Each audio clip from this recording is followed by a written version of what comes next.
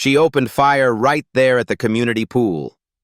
The sound of the first shot cracked through the summer air like a thunderclap, sending birds scattering from the trees and kids screaming in every direction. Chlorinated water splashed over the tiles as panicked swimmers lunged for cover. My ears rang. My eyes darted across the chaos. People trampling towels, knocking over chairs, slipping on wet cement. But all I could see was her, my daughter Ellie, frozen at the edge of the deep end. Her wheelchair had caught between two tiles, tilted awkwardly. She was trying to move, panic in her eyes, arms flailing as if she could pull herself away from the sound of the bullets. But she couldn't run. She never could. I shouted her name once, twice, but my voice drowned beneath the noise. Alarms shouting the sharp echo of another shot. I ran, heart pounding so loud it felt like another explosion in my chest. Time warped. Everything slowed. I watched the lifeguard dive into the water. A mother grab her toddler and sprint past me. A man duck behind the vending machines. But Ellie was still there, exposed, trembling, trying to unbuckle herself, her lips mouthing one word over and over, "Dad." And then I saw her at the top of the pool steps, unshaken, calm, holding the gun like it was part of her HOA-issued uniform. That was the moment I knew. This wasn't a mistake. It was OMG President Karen, and she meant every single shot. Let me take you back to how this nightmare began. It wasn't supposed to be like this. When we moved into Greenhaven Estates last spring, it felt like a fresh start. A clean page after years of hospital visits, therapy sessions, and the kind of quiet battles most families never speak about. I'm Daniel Reyes, a single father. And for the past 12 years, my life has revolved around one person, my daughter, Ava. Ava was born with cerebral palsy. She's never walked, never danced like the other little girls at birthday parties. But don't mistake that for weakness. Ava has a fire in her, something raw and unrelenting. She speaks through her smile, commands a room without raising her voice, and has this uncanny ability to see right through people. When I'd be frustrated with the world, she'd tilt her head, give me that half smirk, and say, "You're being dramatic, Dad." And just like that, she'd reel me back in. That was the moment I knew. This wasn't a mistake. It was OMG President Karen. And she meant every single shot. Water has always been her sanctuary. I still remember her first time in a pool, just 3 years old, strapped into a floaty, squealing with pure joy as the water lifted her weight, made her feel free. That's the thing about water. It gives her something the world doesn't: equity. In the pool, no one cares if she can't walk. She glides, she floats. She becomes who she wishes she could be every day. So when the real estate agent showed us the house and pointed out the shimmering blue pool at the center of the community, Ava's face lit up like I hadn't seen in months. "I want to swim every day," she said, gripping the armrest of her chair with excitement. That alone made me sign the papers. The first few weeks were bliss. I worked remotely, coding for a startup in the mornings and spending afternoons pushing Ava along the winding sidewalks, her laughter echoing through the quiet streets. Neighbors waved. A couple even brought over cookies. There was an old man named Ron who gave Ava a tiny cactus in a painted pot. "To brighten your window," he said. For once, it felt like the world was letting us breathe. The Homeowners Association, Greenhaven OMG, was known for being strict. But that wasn't unusual. I read the rules. No loud music, no overnight street parking, no backyard trampolines. Reasonable stuff. At worst, mildly annoying. We got a friendly welcome letter complete with a calendar of approved social events and a soft reminder that pool access hours were strictly enforced. Fine. I'd dealt with worse bureaucracy. And then came the first letter, folded neatly in our mailbox, no return address. It read, "Pool wheelchair access ramp must not be blocked.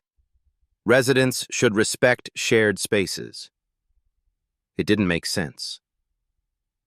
Ava had only been to the pool twice, both times with me by her side. Her chair was never near the ramp. We made sure of it. I crumpled the note and tossed it. Assumed it was just some overzealous rule watcher flexing authority. But Ava's smile dimmed just a little that day. "Do they not want me here?" she asked. I reassured her. "Some people just like to feel important. Don't worry."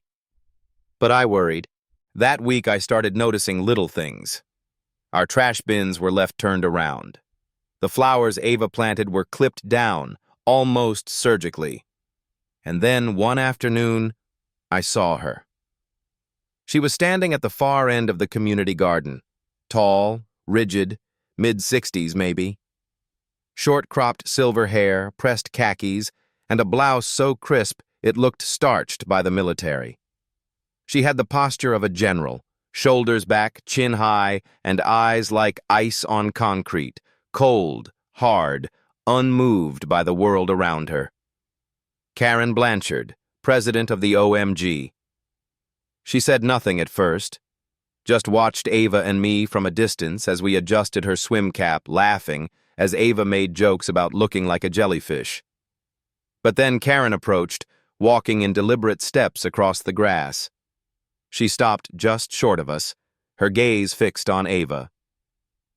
"Your daughter seems enthusiastic," she said. Her smile never quite reached her eyes. "She loves the water," I replied, trying to sound pleasant. "It's where she feels the most free." Karen nodded slowly. "Well, let's hope she continues to respect the rules. The pool isn't a therapy center, Mr. Reyes. It's for residents. All of them."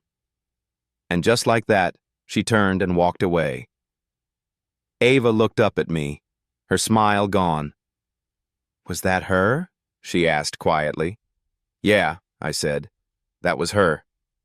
We didn't know it then, but that single conversation was the first drop of a storm that would soon drown our peace.